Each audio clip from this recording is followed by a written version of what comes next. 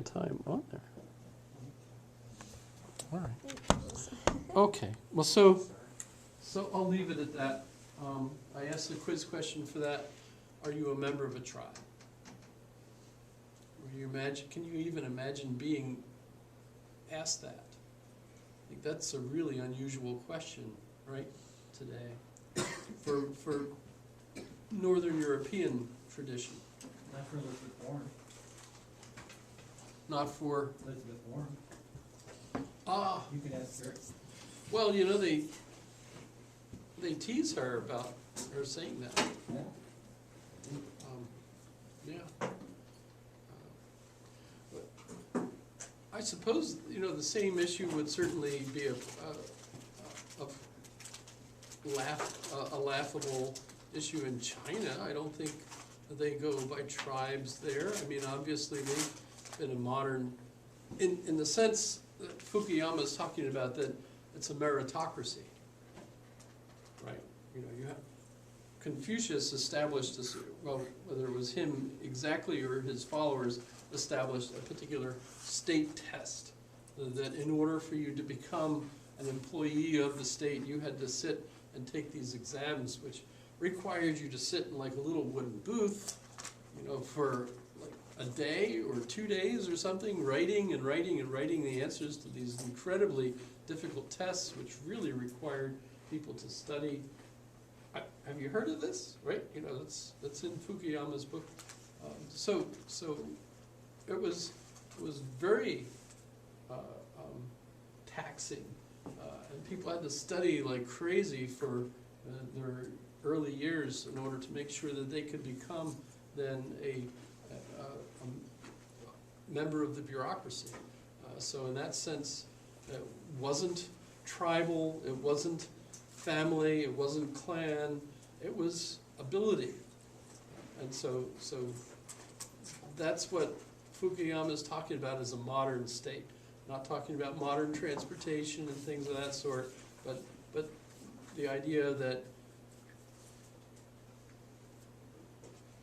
jobs and pay all depended on your actual ability and your following the laws of the land, etc. But still the emperor actually got to, so there were differences with China compared to a modern European state and so on. That's changed today though, right? Since then, since its first inception? I think in many ways China is still very similar and hasn't really, even though they're officially a communist state, Yeah. the things I've read, like Kissinger's book on China, and there was another author that I read that talked about the nature of China, because he was arguing that China is actually the model state that more countries might become. That we might move more towards this kind of autocracy that's top-down run, but nonetheless a capitalistic state.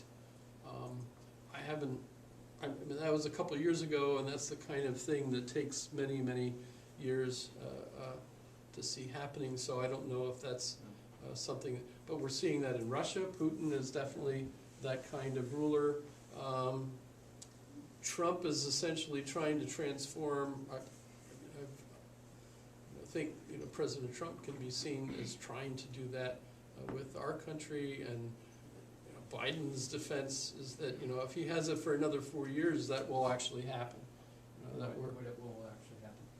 it will become really more like an authoritarian state, where the president can basically ignore the rules. You know that, you know, One word, not two. that's Biden and others. I don't want to take When I sides. went to school with simple Chinese, and they had said, from China, and they said that it's like you're born. Your name, your family determines where you go to school. Whether you grow up and it's based on your family, it's almost like a caste system. If you're born into a certain family, you could only go to like technical school. You can't go to the main university. It's almost like a class system or a caste system. In Japan, it's zip code. In Japan, it could be similar too, I'm not sure. But Shinbu. so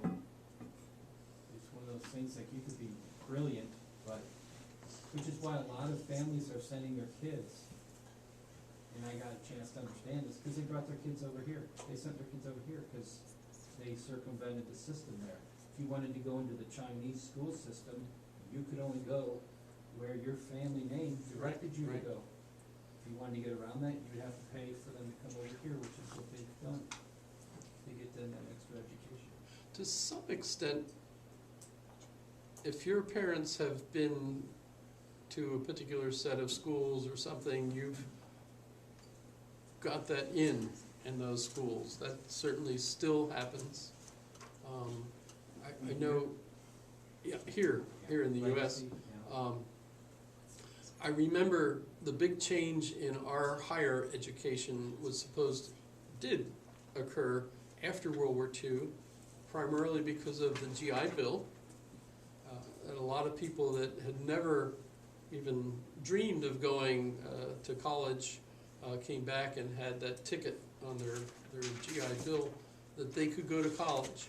And of course, that was unplanned, because they were coming back and there's only so many Ivy League schools, and they couldn't possibly take all of those new college students in. So a whole set of state colleges and other public universities opened up all over the country. I think something like 2,000 different institutions. Wow. And the problem then was, well, who are they going to hire as professors? Because of course, they would normally have just tried to gotten them from those 11 different Ivy League schools or whatever. And so basically a lot of other people that didn't really have the same kind of qualifications ended up being the professoriate in those schools. And so you're looking at really a different level of education when you look at the public schools than say Yale or Harvard or the University of Virginia or University of Pennsylvania or Princeton. So you end up with people going to schools that are not the same kind of thing. And at that same time, though, those Ivy League schools switched to more of a meritocratic, right? Testing. Before that, it had been if your parents were alumni, then you were welcome, and especially because parents would donate money, and you'd have to, and you could pay, and so there's a sense of family connection there, right? So a lot of people knew where they were going to go, basically, and would go there, even if they were students of the caliber of George W. Bush, for example, that really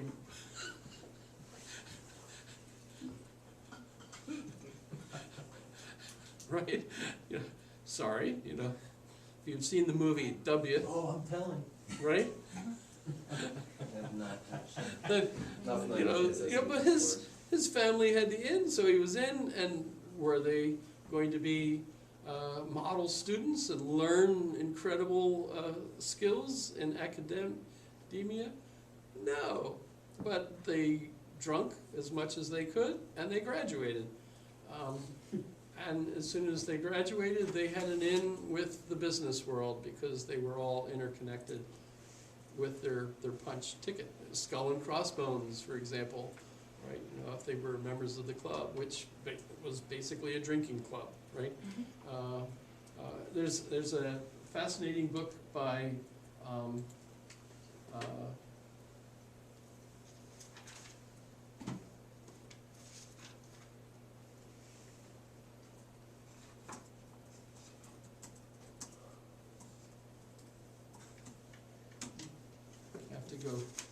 okay, so To Change the Church is his most recent book, but the name is Ross Douthat. So if you're familiar with Ross. There's a new book by Ross. I said this was the latest one. obviously that's the latest one, the decadent society, how we became the victims of our own success. Interesting. Bad religion, privilege. Pretty sure that's the one I'm thinking of. Yeah, privilege. So in his book Privilege, Ross talks about going to Harvard. That's his ticket to the ruling class. And his, Around the scepter. pardon? An ivy crawling around the scepter, that's my symbolism. Ivy League, royalty. So he goes to Harvard and, you know, I read the book thinking, oh man, this is gonna be great. What's it like to go to Harvard, you know, and learn from all these great professors and everything? I could compare it to my, you know, experience, right? Well, turns out that he was disappointed himself because basically it was a drinking party, you know, and in fact to go, he explains how he's supposed to go to these various fraternity parties, and he's being basically interviewed on how well he can drink and the girl that he could bring with him to share at the party. Sorry, let's just read the book. And of course, he didn't do a very good job, so he ended up not making it into any of the fraternities. He still did his schoolwork and got his degree. In fact, if you're familiar with him as a New York Times correspondent, he was the youngest New York Times correspondent ever. And so he's clearly a good student, by the way, but he didn't make it into the fraternities, so he didn't get his ticket punched into the networking, right? So it's a networking thing. So that wasn't supposed to happen. Instead, it was supposed to be a meritocracy. And for a while after the GI Bill, it did look like it was going to become a meritocracy. That was going to be a problem because all the wealthy still wanted their families to go, but now all of a sudden their students had to actually compete against students who were studying and had high scores and could get in, right? And that's actually still an issue today. I mean, they still obviously want to let in the children of their alumni, especially if they're donating lots of money. Notice that just recently ended up causing a real problem because a lot of the people that were doing that ended up being arrested for the ways that they were trying to get money to make sure that their children got in.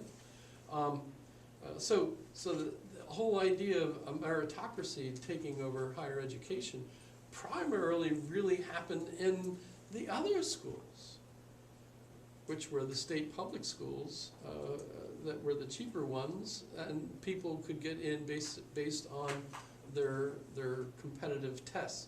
Now that's changed still further because people have criticized the tests and argued, and this comes out in the book, The Bell Curve by Charles Murray, that people basically argued that it's prejudiced in favor of those that are already educated upper class elite instead of everyone, because the upper class give their children the benefit of their interest in education already. And there's measurements of this. You know, the families that have the most books in their house end up with children that get the best scores and end up going into, have the highest scores in the tests and end up going into the best schools and getting the scholarships and things of that sort, right? And so on. So of course that moved into the problem of equal opportunity and oh shoot, what's the name of that process where there was Action? pardon? Affirmative action? Affirmative action, yeah, where schools were supposed to use a measurement to try to make sure that a bigger variety of students would come in, etc. Lately, by the way, Harvard, of course, got in trouble because they were doing that, And as a result, a lot of the really bright students that were applying to get in couldn't get in because they were Chinese. And they already had enough. So, Right. Going across, Racial across the country. so they were Canada setting, has a lot. because they were trying to keep at least some Caucasians going to Harvard, even though that the Caucasians were not measuring up as well as the Chinese. No one does. Isn't that interesting? It's 'cause they Have go you- back were you and they- familiar with that? If they can Yes? raise their own Did you governments, apply to Harvard? that's what they do. You can apply to Harvard, by the way. I heard that if you apply to Harvard, $60, I think. if you make less than 150 grand or something, then your tuition's very cheap. I don't know Yeah, if that's true. yeah. Is that true? I believe so, What, yeah. 65 grand a year? 150. $65 to put in your application, I think, is the fee. Did you read that report that the DoD released about letting Chinese go to higher education here? Because a lot of them go back to China and end up using it against us or something like that. I hadn't read that, For our but countries and steal our technology. Yeah, they use our technology, they use our education system, and then they go back, and then they pretty much use it against us. So that's the DoD's kind of like thing about letting the Chinese attend the higher educations here. I don't know if that's what Harvard's like aware of or whatever. I'm pretty sure that's not why they were kind of restraining how many they would accept, even though their scores were higher. I think that was their concern. But they wanted, well, you know, I never read that, but I did hear that they wanted Harvard to look a certain way. You know, so they were basically picking enough to keep, you know, a basic population that looked, you know, the way they felt Harvard should look, whatever that is. And that could very well be they wanted to keep the drinking parties going, Yeah, right. you know, the networking and so on. Tim? From what I've read, all the, you know, these different factors feed into that in specific schools. The vast majority is modeled after what you see took place over the last 8 years in Canada, where they've decided that to promote equity, they would decide what the percentage representation in their immediate population for a zip code was of different groups, ethnic groups or race, whatever was popular at the time. And then they would want that percentage representation in their local college or industry. And so that means if they have an overrepresentation of any group, whether it be, and it was not Chinese specifically, it was like Asian. It's like, what they would do is they would raise the minimum test scores necessary to get in, so that they would have fewer Asians come in. Because there's like a 7%, a 7 to 10% swing above other groups for Asian test scores in Ivy League schools. There's more Asians get higher scores. And so to even out the numbers that get into the school, they say, well, now you have to get an even higher score before we'll let you in. And that was for equity. Of that particular group, Well, not all everybody, groups, they lower the scores for some groups. right? What they do is they take the mean score of a group, and they say that if you don't get in the 10% of your mean, the top 10% of your mean for your group, you don't get in. And then they gerrymander the scores so that they can get even numbers of representation. And that's super controversial. Like, I totally disagree with that. Well, I think that's and- ridiculous. And Kwame, I think, would be definitely against that kind of thing, because he's promoting the idea of respecting everyone's identity regardless Right. of what identity that is, so equal treatment Right. for everyone, which I could see why, like, the board at Harvard, you know, the acceptance board would disagree with him on Right. that. Because they definitely have a different set of criteria that they're using in order to try to have a limited amount of seats for people. Surprised how few, actually. A lot of the big name colleges actually are smaller than UAA. We have 20, well, I don't know what we have now, but I remember a couple of years ago, we had about 24,000 students. And there are a lot of really famous universities out there that have like 1,000 students that come in that year. We had like 6,000 come in or something, you know, as freshman class. Of course, their freshman class tend to continue on and graduate. You know, ours tend to drop down to about 1,000 after 5,000 decide that, geez, they wanted me to know stuff. Which They had to causes go to class problems, during you know. fishing season. They had to go to class during fishing season. No. That too, yeah.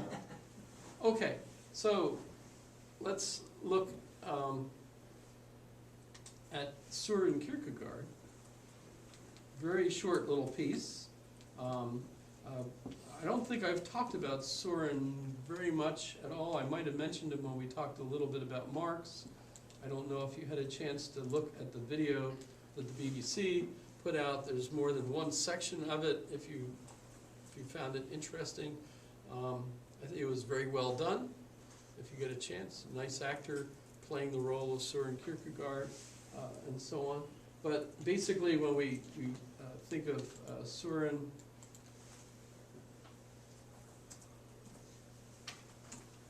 we could look at some basics.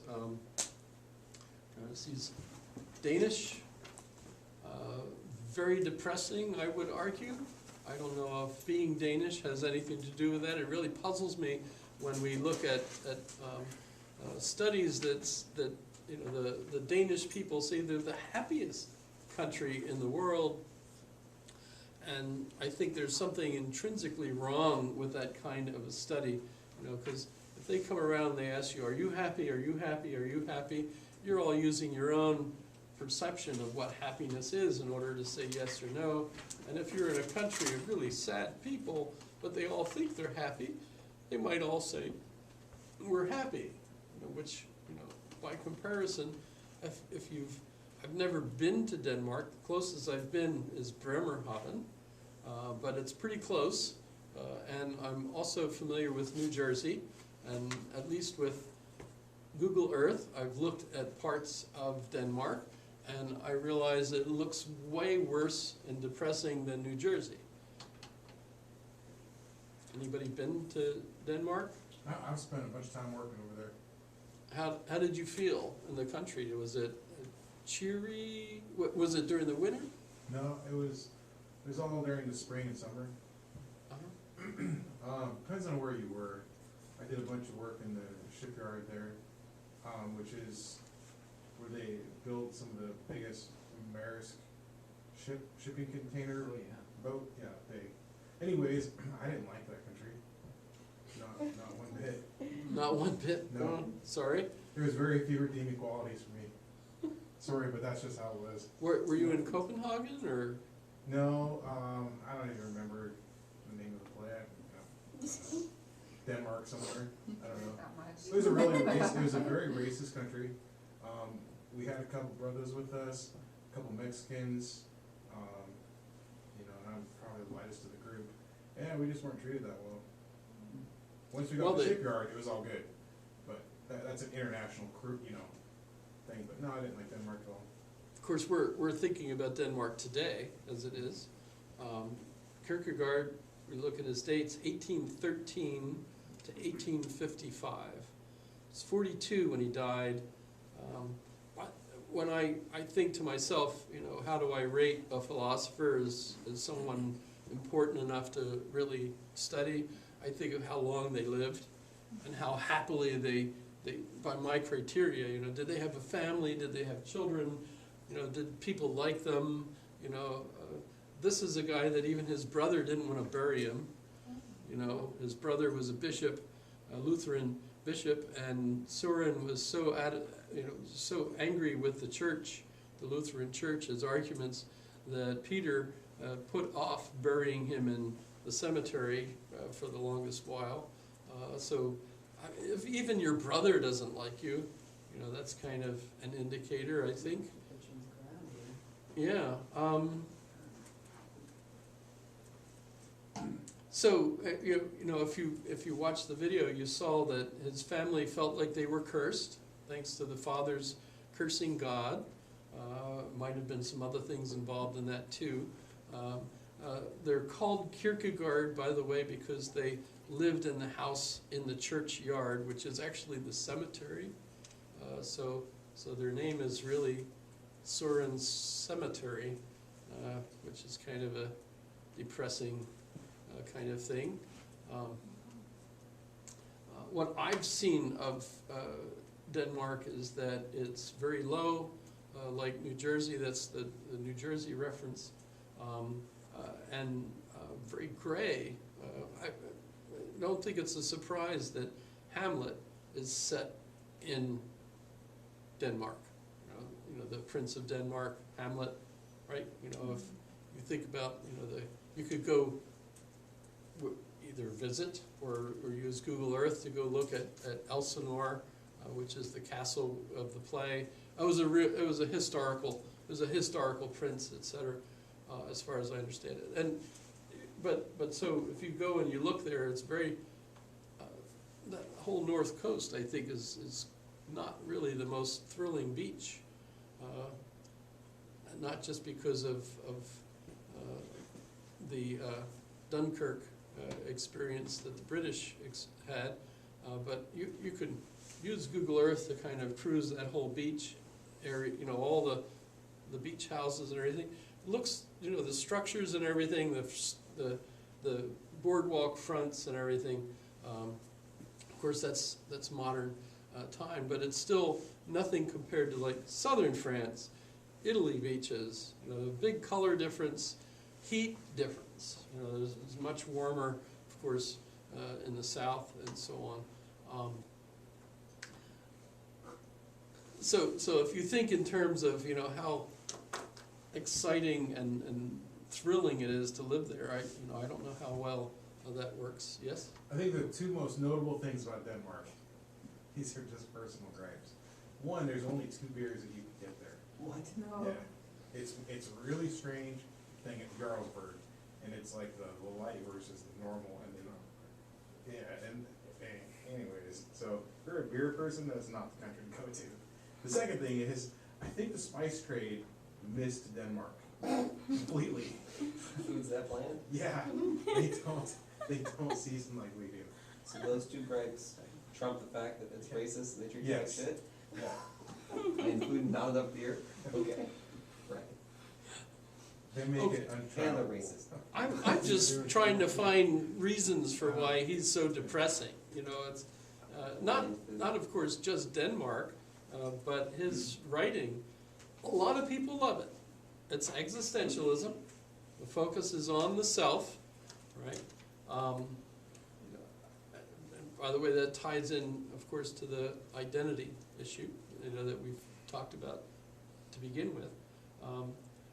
His experience educationally was not only to study Hegel in Denmark, in Copenhagen, but then when he graduated from there, he went to Berlin to continue his studies in philosophy.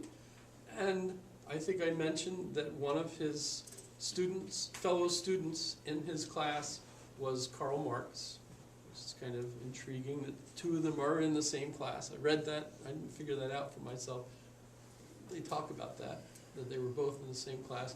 Remember, it was Schelling, Friedrich Schelling, who was the professor, right? And Schelling was Hegel's roommate at Tübingen, and you know, the first philosopher to really become famous of that generation, and mad at Hegel when Hegel wrote his first book that really got him famous, and put Schelling in the place of a precursor to the better philosophy of Hegel, which absolutely infuriated Schelling and created that split between them. And then Hegel died, and Schelling took the same chair that Hegel had and required to teach Hegel's philosophy because it was so popular at the time, apparently mistaught how Hegel's philosophy should be understood, in order to make his own existence philosophy a better looking philosophy. And out of that experience, both Kierkegaard and Marx rebelled against Hegel's philosophy, basically, I think, taking their professor's lead, right, and rebelling against Hegel's philosophy. Marx, remember, rebelled against the idea that you have any individuality whatsoever, and Kierkegaard rebelling against the idea that we're part of the herd, that we're part of the social milieu, or that we're part of the social tide, so to speak, as society changes, we all change along with it, etc. Right? You know, that's, you know, Karl Marx. You know, for Kierkegaard, no, you are totally free, and you have to make your own decisions. And so all of your experience, all of your life is basically your decision, not the society that's sweeping you along with it, right? And so you're the one that has to decide to act and do things.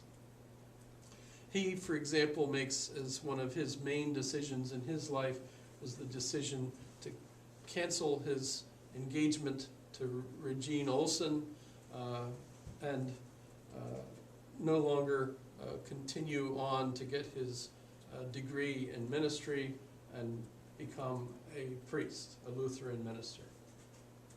Instead, he decided to become a writer and live off of his father's, the inheritance that he got from his father when his father died. And by the way, when he died at 42 was when he took out his last money from his account. And he was basically bankrupt at that point and collapsed in the street and died, I think, the next day. That's depressing. So his decisions are depressing. I remember reading some of his stuff in college and getting really angry at him. One of the things that really upset me was the Diary of the Seducer. Is accurate, I think. His money lasted him exactly how long he did. It's perfect. Didn't save too much, didn't spend too much.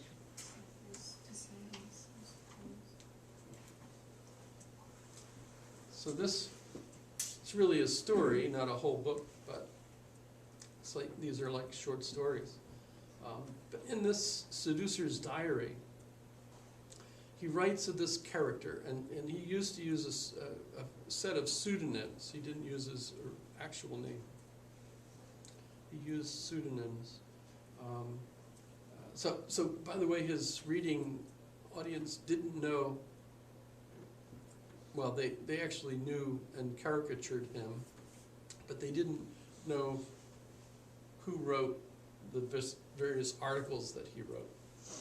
He disguised himself in the articles, and in fact, he in one set, either or, he ended up with a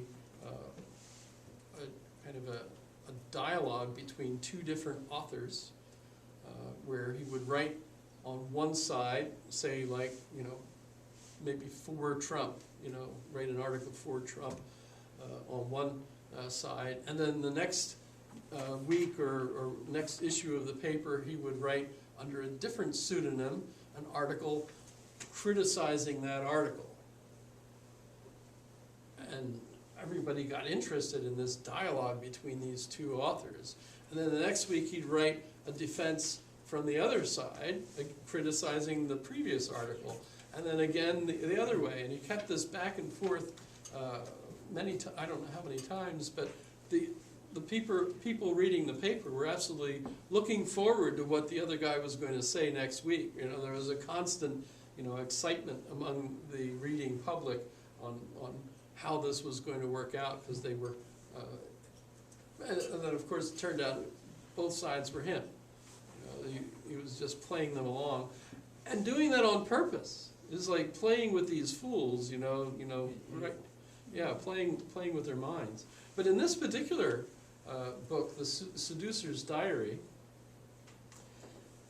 he hypothesizes a young man who decides that he's going to seduce a particular young lady. And he plans this all out, like a manual of how you seduce a young lady, right? So he starts off by, like just being with some friends that stop by the door, and he's not even up front by the door. I mean, it starts off really slowly, but he gradually gets her more and more interested in him by the way he manipulates, this situation of the dating and the various things, until finally he gets her to the point where he asks her to elope with him. He arranges for a cab, a horse and buggy cab, to pick her up at like 3 a.m. at night, and she's going to come out of her house, sneak out of her house with her luggage, get into the carriage. The carriage would drive off to the park where he would join her, and they would drive off to get married and have a happy life. And so she does. She comes out, she gets into the carriage, and she drives off and gets to the park where she's sitting there waiting, and he never shows. Because he was just trying to see if he could get her to do that. He wasn't really interested in marrying her. And of course, as that story ended, and if you think at the time that I'm reading that, I'm a young man thinking about dating myself and thinking, that's not the goal, to get some poor young girl to go out and wait for you in a park. The goal is to actually marry the young lady, right? And I was so furious at him at the way the story ended. And here's the thing. He was engaged to marry Regine, and it turns out that he, 2 weeks before, canceled the marriage. So of course she was furious. So in other words, it's almost autobiographical, right? The same kind of thing, right? And so it's not just the story that makes me angry, it's him, the way he would manipulate people like that and not actually marry.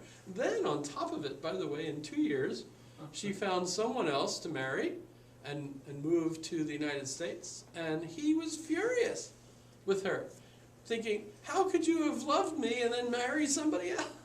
2 years later? 2 years later. And it's just wrong. The whole thing is wrong. So he comes across to me as the kind of philosopher that's an asshole. Right? Sociopath. Kind of like Schopenhauer, except Who has control issues? Yeah. Schopenhauer lived longer and had a dog. Yeah. So Everybody loves it. to some extent, Schopenhauer actually comes across as like a little bit, to the good, compared to Kierkegaard. But Kierkegaard is important. Why? Existentialism. And by the way, a lot of people read him and feel very uplifted by his writing. I was very depressed by it myself, because I wanted some more substance, I suppose, in the narrative that I was going to believe. And the way he basically concludes his situation is, you're completely independent, you're completely free to choose for yourself, but you have to choose. You have to have a story that you believe in, right? And so you have this night of fear and trembling, where you realize that none of the stories you've grown up hearing, stories about God, about Jesus, about Allah, well, you didn't have that one, but any of those stories about the nature of the universe, none of them are true. And yet you have to believe something, because you can't even get up in the morning unless you believe in some purpose that you're going to do. But you're the one that has to choose. So he says you have to take a leap of faith on this night of fear and trembling. You have to take a leap of faith to believe a particular narrative even though you know it's false, or you know it's not, you have no grounds for believing it's true, right? He chooses to believe in Christianity. That's his choice. I'm not complaining about that, but the way he sets it up, there's like no rational grounds for making that choice. It's like, it is a leap of faith. It's like, you know, oh, okay, that one. And I think the problem with that is that for you to really believe in a narrative, I know today we don't say that narratives are true or false, but for you to believe in it, you have to believe that it is the best narrative. Not just because it happens to be the one that looks interesting or something, right? It has to be what you think is the best narrative in order for you to believe that you should, if you think about it, what would you sacrifice your life for? Would you sacrifice your life for something? Is that a quiz question? Sounds like a good one, doesn't it? Would you ever consider sacrificing your life for a cause? Whoa.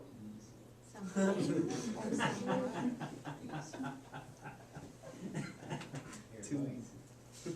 Too easy, yeah, but not for everyone. It isn't for There's a everyone. question already. Is it the quiz question? Yeah. Okay. Yeah. Would you ever consider sacrificing your life for a cause? Cause greater than oneself and one's family?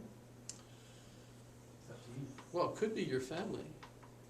Right. I could imagine the Mormon family down in Mexico in this situation.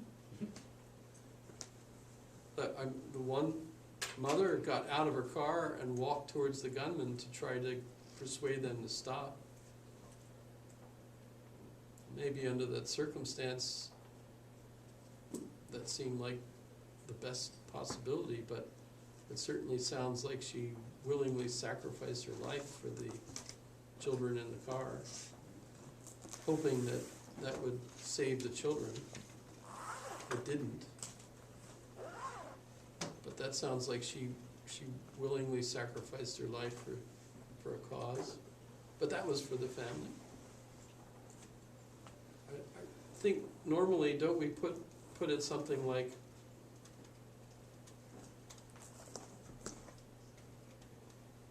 family, community, country?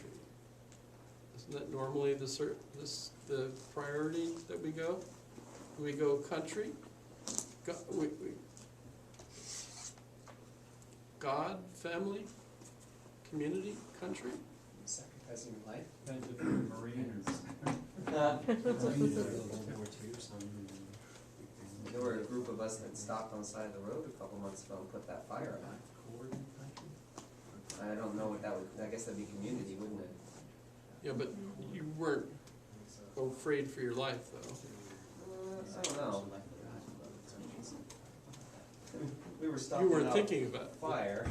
Yeah, Yeah, I mean, how often do you really sit down and think about whether you're gonna sacrifice your life in a moment? Isn't it an instinctual Right. reaction? right. I mean, that's what most people who are praised as being brave respond with. They're like, I had to act. Act or don't act. I didn't Right. think, like, Right. what's the probability that I survive? What's the probability that I'm successful? What's the impact if I'm not successful and don't survive? Huh? No, just risk. Yeah, I mean, how many people like really like analyze the risk? I know, sometimes you got like no time, it's Right, just it's like, instinct, boom. or training or whatever, you know. Exactly. Hey, are you tired of the media spinning the truth and pushing false narratives upon you?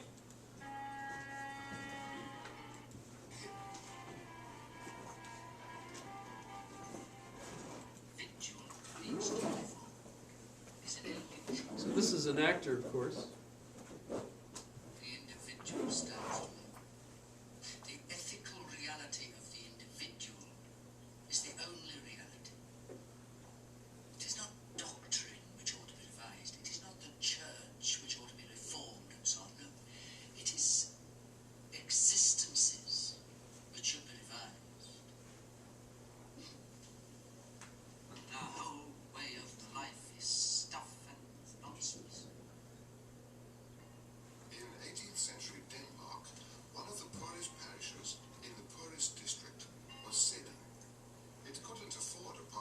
poorest parishes, Parish poorest house was let districts. to a peasant family.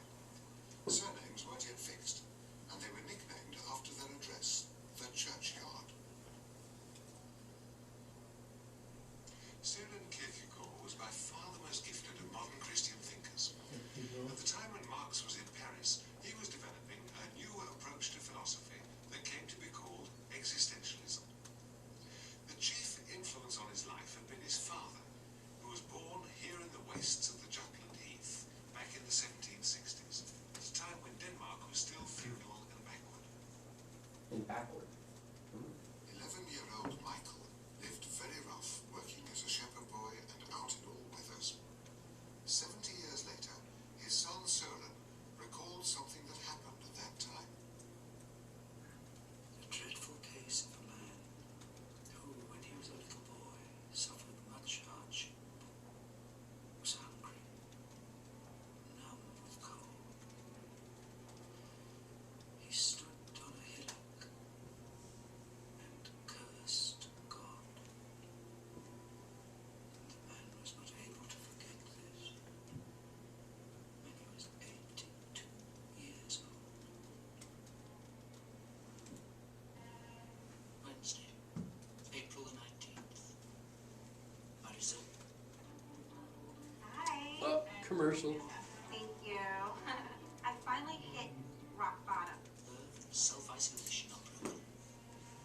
I must speak. God give me grace.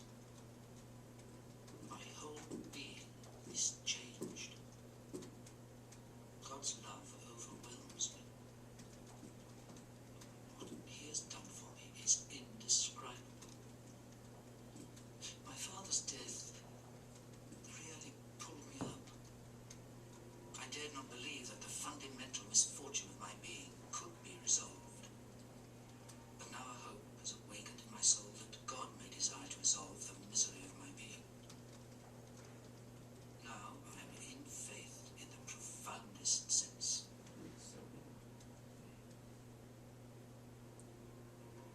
Faith is immediacy after reflection. I have understood the highest. That is not given to many in every generation. But almost at the same moment, something new rushes upon me. The highest of all is not to understand the highest, but to act on it.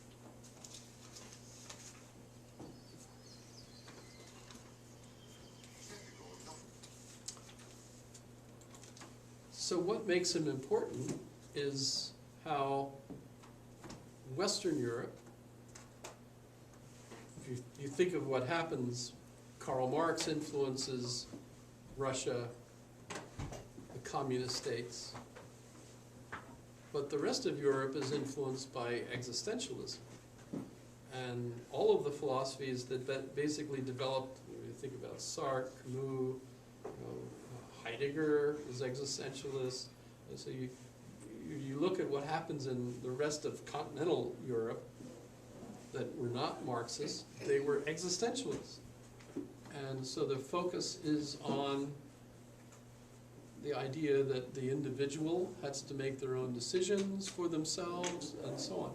And when I look at the literature, this is just me, right? I'm looking at the literature of Western Europe, existentialist literature. It looked to me like it was so depressing, and the culture itself was very depressing. But now if you think, okay, well, look what they've been through. World War I, World War II, right? They've literally destroyed themselves twice, right?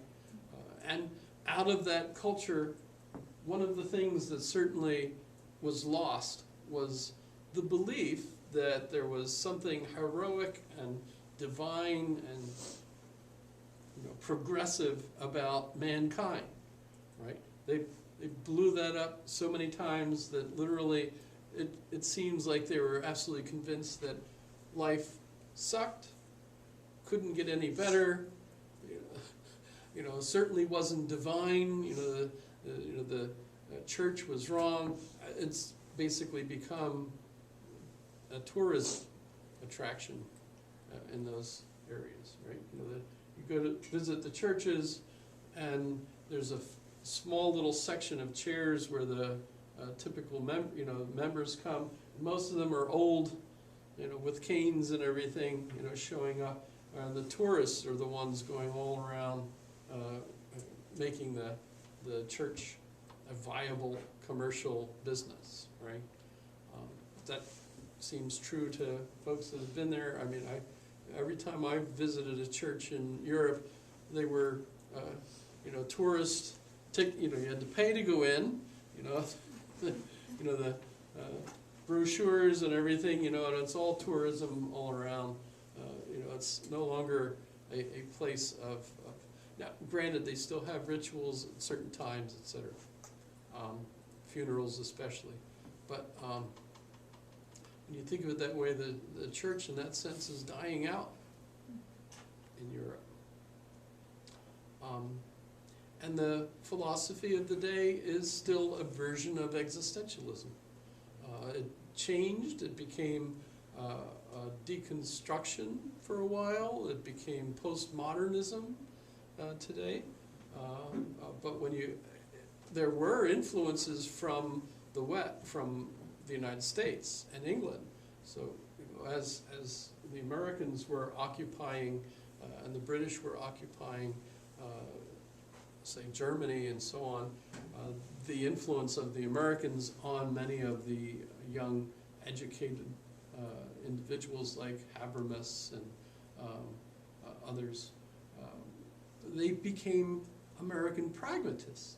So you do have some American pragmatists in Europe that are, I think, positive in that sense. But when we look at the existentialist philosophy, it was like a negative situation with a negative philosophy that basically matched the situation they were in. Very depressing. Clearly not the kind of thing that Americans would be attracted to. I have seen some American students, I've had students that started reading Kierkegaard, and they hit Kierkegaard, and I remember the one student was clean cut, took showers, dressed nicely, did his homework, was a good student, and we hit Kierkegaard, and he started reading Kierkegaard. 2 years later, I saw him wandering in the quad, and he was wearing a trench coat, looked sullen, had turned pale, had dark circles under his eyes. And as he was walking along, I said to him, "Are you still reading Kierkegaard?" And he said, "I can't get enough of him." I said, "Stop! It's killing you. Read some John Dewey or something, get out of Kierkegaard, because this is just bad. I mean, it's so depressing. Why, but, when you go through that point where you grew up with a faith and you were all just a believer in this faith, and then you hit education and science, and others basically make it sound like, well, you're an idiot. Why are you believing this stuff? The earth is round, and things. And then you read Kierkegaard, you realize that this is a young man's initial reaction to learning that everything he believed as a kid was wrong. And now he has to completely deal with that, right? And this is one man that deals with that circumstance, right? And creates this philosophy of how to handle it. I think it's kind of a terrible response, actually. Some people think it's great because it's very freeing. I mean, the idea that, wow, you're the one that gets to pick what your values are going to be, how you're going to live your life.